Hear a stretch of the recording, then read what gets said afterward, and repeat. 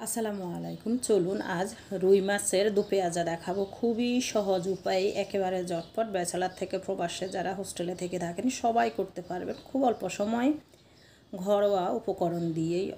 প্রথমে আমি রুই মাছগুলোকে ভালোভাবে লবণ দিয়ে ধুয়ে পানি জড়িয়ে সামান্য হলুদ আর লবণ মেখে নিয়েছি, সেটা দেখালাম না, ভিডিওটি বড় হয়ে যাবে। এরপরে চুলা একটি প্যান বসিয়ে তার ভিতরে বেশ কিছু রান্নার তেল দিয়ে দিলাম। প্রথমে কিন্তু আপনারা যে কড়াইতে বা যে ফ্রাই প্যানে, যে প্যানে মাছটা ভাজি করবেন, হাই ফ্লেমে চুলার জালটা বাড়িয়ে দিয়ে ওই পাত্রটা ভালোভাবে ধোয়া উঠা অবধি গরম করে নেবেন। এরপরে তেল দিয়ে দিবেন, তেল দিয়ে তেলটাও ভালোভাবে গরম করে নেবেন। তা না হলে কি হয়, মাছ যখন ভাজবেন তখন মাছটা কিন্তু যে কোনো পাত্রতেই ভাজেন, ফ্রাই প্যানে বা যেটাতে, সেটাতে কিন্তু লেগে যাবে। তো প্রথমে আমরা কি করব, পাত্রটি ভালোভাবে গরম করে নিব। আর আমরা মাছটা দু পেঁয়াজা যেহেতু করব, এটা কিন্তু বেশি মশমশা করে ভাজবো না। যে কোনো সময় তরকারিতে যদি আপনি মাছ দেন বা দু পেঁয়াজা করেন, একটু ঝোল করেন, তাহলে কিন্তু বেশি মশমশা করলে ভাজলে মাছের টেস্ট চলে যায়।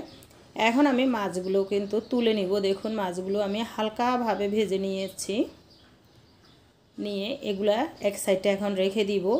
এখন এই তেলের ভিতরে গুঁড়ামরিচ কিন্তু দিনে, গুঁড়ামরিচ দিলে যে তেলটা নষ্ট হয়ে যেত, সেজন্য সামান্য হলুদ দিবেন আর একটু লবণ দিবেন।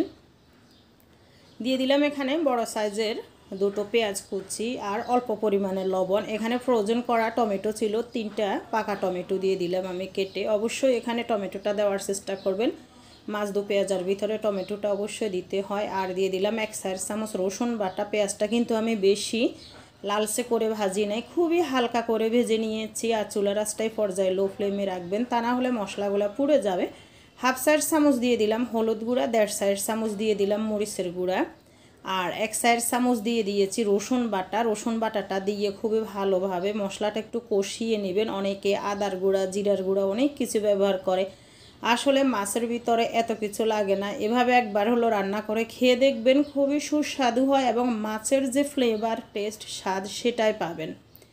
এখন মাছগুলো দিয়ে আমি কিছু গরম পানি দিয়ে দিলাম এখানে, আর একটু উল্টিয়ে পাল্টিয়ে দিব। বেশি ঝোল দিব না, যেহেতু এটা দু পেঁয়াজা করবো, একটু মাখো মাখো হবে। এখন চুলার আঁচটা হাই ফ্লেমে দিয়ে দিব আর ঢাকনাটা খোলা থাকবে। ঢাকনা দিলে কিন্তু তেলটা উঠে যাবে উপরে। ঝোলটা কতটুক দিয়েছি দেখুন, হাই ফ্লেমে দিয়ে আমি 4 থেকে 5 মিনিটের মতো একটু জাল করে নিব। এই যে আরও যদি ঝোলটা টানিয়ে নিতে চান নিতে পারেন, তবে আমি এই পর্যায়ে আর ঝোলটা টানাবো না। মাছটা যেহেতু একটু ভেজে নিয়েছি, ঠান্ডা হলে কিন্তু ঝোলটা বসে যাবে। এখন 3 থেকে 4টা কাঁচামরিচ দিয়ে দিব। ওই পর্যায়ে লবণটা চেক করে নেবেন। রান্নাটা প্রায় কমপ্লিট হয়ে গিয়েছে আমার।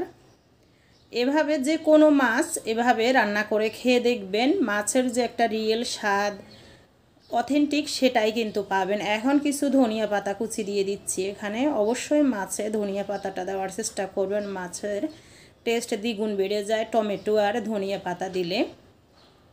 দিয়ে চুলার আঁচটা লোতে করে আমি এখন এই যে ধনিয়া পাতাটা দেওয়ার পরে চুলার আঁচটা লোতে করে ঢাকনা দিয়ে 3 থেকে 4 মিনিট রেখে দিব, একেবারে লোতে করে।